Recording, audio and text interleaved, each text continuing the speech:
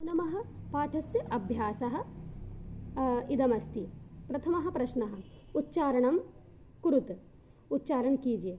उपरि, अधः, उच्चैः, नीचैः, बहिः, अलम्, अलम्, कदापि, अन्तः, पुनः, कुत्र, कदा, एकदा। इनके हिंदी अर्थ भी जान लीजिए। उपरि ऊपर, अधः नीचे, उच्चैः तेज या ऊंचा, नीचैः नीचे, बहिः बाहर, अलम बस, कदापि कभी भी, अंतः अंदर, पुनः फिर से, कुत्र कहाँ, कदा कब, एकदा एक बार। द्वितीयः प्रश्नः मंजूषातः अव्ययपदानि चित्वा वाक्यानि पूरयत। मंजूषा से अव्यय पदों को चुनकर वाक्य पूर्ति कीजिए। मंजूषायां दत्ताः शब्दः अलम पर्याप्त या बस, अंतः अंदर, बहि बाहर, अधः नीचे और उपरि ऊपर। वृक्षस्य उपरि, उपरि अगर हम उपपद विभक्ति की बात करें तो उपरि में षष्ठी विभक्ति लगती है। उपरि शब्द षष्ठी विभक्ति के साथ आता है तो वृक्ष में षष्ठी लगी है।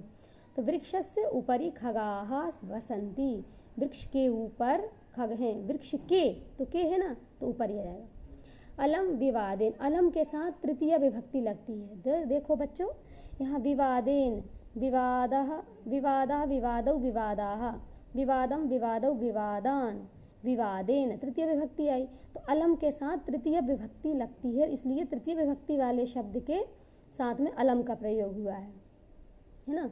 विवाद बस करो, बंद करो। वर्षा काले गृहात् बहिः, घर से बाहर, मा गच्छ, वर्षा काल में घर से बाहर मत जाओ। तो गृहात् बहिः, बहिः शब्द है, यह उपपद विभक्ति में अगर इसको हम पढ़ेंगे तो ये पंचमी विभक्ति के साथ प्रयोग होता है। तो गृहात् पंचमी विभक्ति, गृहात् बहिः, ठीक है। बहिः शब्द पंचमी विभक्ति में आता है, अलम तृतीया में आता है, उपरि षष्ठी विभक्ति में आता है। मंचस्य अधः श्रोतारः उपविष्टाः सन्ति। अधः, अधः यहाँ पर भी षष्ठी विभक्ति लग रही है। मंच के नीचे श्रोतागण बैठे हैं, तो अधः मंच के नीचे। अब देखो श्रोता रहा तो सुनने वाले तो नीचे बैठेंगे ना मंच के, तो वैसे भी अगर हम इसका अर्थ करें तो यहाँ पर शब्द आएगा अधः, नीचे, ठीक है।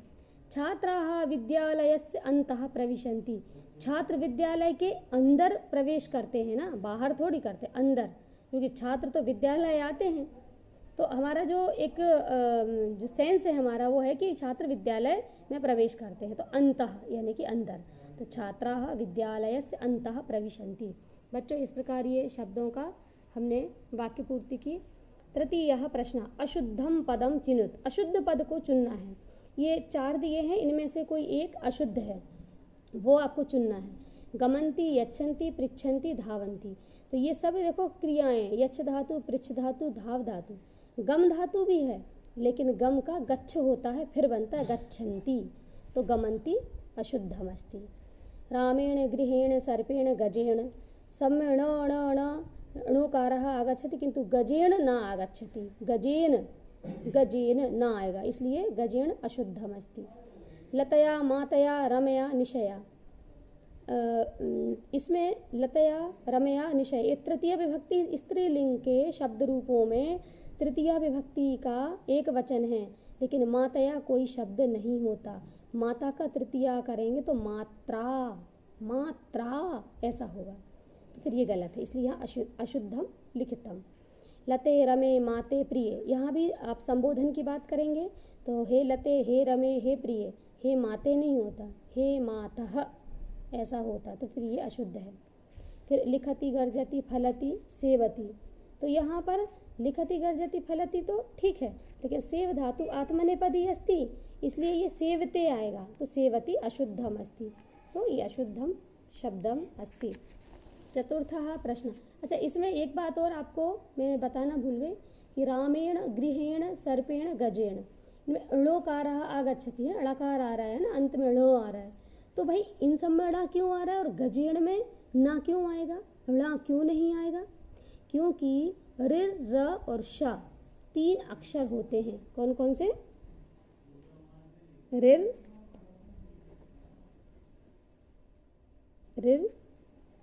र और श, ये 3 अक्षर होते हैं। ऋ, र और श, ये 3 अक्षर ना के अगर पहले आते हैं किसी भी पद में तो ना का अड़ा हो जाता है। फिर से सुन लीजिए, किसी भी शब्द में, किसी भी पद में ना के पहले, बाद में नहीं, ना के पहले या तो ऋ आए या र आए या श आए।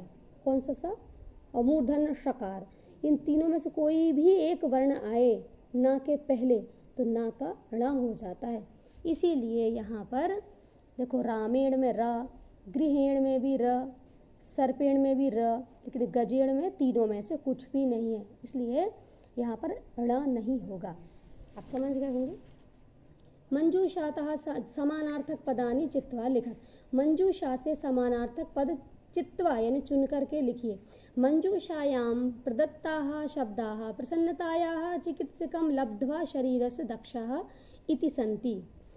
अब इनके आपको समानार्थक पद चुनना है। प्राप्य, लब्ध्वा, प्राप्य यानी प्राप्त करके, तो लब्ध्वा भी प्राप्त करके। कुशलाः, दक्षाः, दोनों का एक ही अर्थ है, दक्षाः कुशलाः। हर्षस्य, प्रसन्नतायाः, ये दोनों का अर्थ एक ही है, विभक्ति भी एक ही है, लेकिन ये स्त्रीलिंग शब्द है, ये पुल्लिंग है, इसीलिए बच्चों ये अस्य और ये याह ऐसा बनेगा। आप समझ गए होंगे। लिंगानुसार शब्द रूप बनते हैं। तो हर्षस्य, प्रसन्नतायाः, प्रसन्नता के और हर्ष के। देहस्य, शरीरस्य। वैद्यम, चिकित्सकम, चिकित्सकम, चिकित्सकम इति। अधोलिखितानां प्रश्नानां उत्तराणि एक पदेन लिखत। नीचे दिए गए प्रश्नों के उत्तर एक पद में दीजिए। एक पद का मतलब है, आपको यहाँ मैंने जो अंडरलाइन किए हैं ये दिख रहा होगा, ये प्रश्नात्मक शब्द हैं, इनकी जगह पर आपको उत्तर लिखना है, क्योंकि आपको एक पद में उत्तर देना है, इसलिए एक पदेन लिखत। मंचे कति बालकवयः उपविष्टाः सन्ति। मंच पर कितने बाल कवि बैठे हुए हैं? तो पाठेस्मिन् आगतम चत्वारः, पाठ में आया है कितने? 4, तो चत्वारः। कति स्थाने चत्वारः लिखतु। के कोलाहलं कुर्वन्ति, कौन शोर कर रहे हैं? तो कः, कौ, के बहुवचनमस्ति चेत श्रोतारः, श्रोतागण। के की जगह क्या हो जाएगा? श्रोतारः। अगर यहाँ कह होता तो श्रोता होता, श्रोता, और कौ होता तो श्रोतारौ, और के है तो श्रोतारः। समझ गए होंगे आप। ये भी वचनानुसार चलता है। प्रश्नवाचक शब्द यदि बहुवचन है तो उत्तर में भी बहुवचन का आएगा। जो शब्द आप लिखने वाले हैं वो बहुवचन में, अगर ये एक वचन में है तो ये भी एक वचन में, ये द्विवचन में है तो ये भी द्विवचन में। गजाधरा कम उद्देश्य काव्यम प्रस्तौति, प्रस्तुतम करोति या प्रस्तौति एक ही बात है। गजाधर ने किसको उद्देश्य करके, किसको ध्यान में रख करके अपना काव्य प्रस्तुत किया? तो आधुनिकम वैद्यम, आज के डॉक्टर को ध्यान में रख करके अपना काव्य सुनाया, अपना काव्य प्रस्तुत किया। तो आधुनिकम वैद्यम। तुंदिलस्य, तुंदिलस्य कस्य, तुंदिलः क्षम्यतां, तुंदिलः कस्य उपरि हस्तम आवर्तयति, आवर्तयति यानी फेरता है। तुंदिल किसके ऊपर हाथ फेरता है? तो तुंदस्य, तोंद के, तोंद के ऊपर हाथ फेरता है। तो कस्य, तुंदस्य। लोके पुनः पुनः कानि भवन्ति, संसार में बार बार क्या मिलते हैं, क्या होते हैं? शरीराणि। एक हास्य व्यंग आपको सुनाया था ना मैंने कि शरीराणि पुनः पुनः, लेकिन परान्नम दुर्लभम, दूसरे का अन्न दुर्लभ है, शरीर बार बार मिल जाते हैं इस संसार में। वो तो हास्य व्यंग था, पर ऐसा नहीं है। तो लोके पुनः पुनः कानि भवन्ति, तो कानि की जगह शरीराणि। किम कृत्वा घृतम पिबेत, क्या करके घी पियो? तो ऋणम कृत्वा, कर्ज लेकर। तो ऋणम, कर्ज को संस्कृत में ऋण कहते हैं, तो ऋणम कृत्वा। तो किम स्थाने ऋणम आगच्छति। षष्ठः प्रश्नः, मंजूषातः पदानि चित्वा कथायाः पूर्तिं कुरुत। मंजूषा से पदों को चुन करके कथा की पूर्ति कीजिए। मंजूषायां बहवः शब्दाः दत्ताः भवन्तः स्वबुद्धया प्रयोगं कुर्वन्तु। पुरा एकस्य नृपस्य एकः प्रियः वानरः आसीत्। प्राचीन काल में एक राजा का एक प्रिय बंदर था, उसने पाल रखा होगा। एकदा नृपः सुप्तः आसीत्। एक बार राजा सो रहा था। वानरः व्यजनेन, व्यजन कहते पंखे को, वो हाथ से हिलाने वाला पंखा पहले चलते थे। पहले बिजली तो विद्युत नहीं हुआ करती थी, तो लोग हाथों के पंखे बना करके, जिनको बीजना कहते हैं, बीजयति, बीजने से हवा करते थे। वानरः व्यजनेन तम अवीजयत, बंदर बीजना से उस पंखे से, हाथ के पंखे से उस राजा को हवा दे रहा था। तदैव एका मक्षिका नृपस्य नासिकायाम उपाविशत, तभी एक मक्खी राजा की नाक पर बैठ गई। यद्यपि वानरः वारं वारं व्यजनेन ताम निवार्यति स्म, जबकि बंदर बार बार पंखे से उसको उड़ा रहा था, हटा रहा था, तथापि फिर भी सा पुनः पुनः नृपस्य नासिकायामेव उपविशति स्म, फिर भी वह बार बार राजा की नाक पर बैठ रही थी। अन्ते सः मक्षिकां हन्तुम खड्गेन प्रहारम अकरोत्, अंत में वह मक्खी को मारने के लिए, उसने मक्खी को मारने के लिए खड्ग का प्रयोग किया।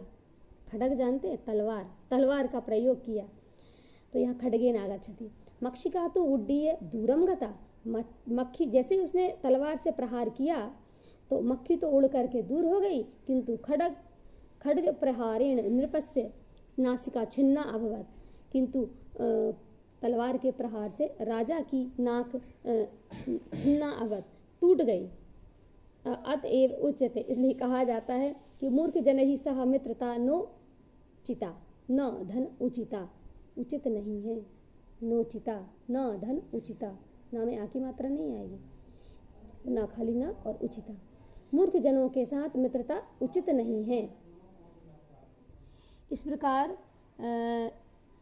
ऐसा कथा पूरिता जाता।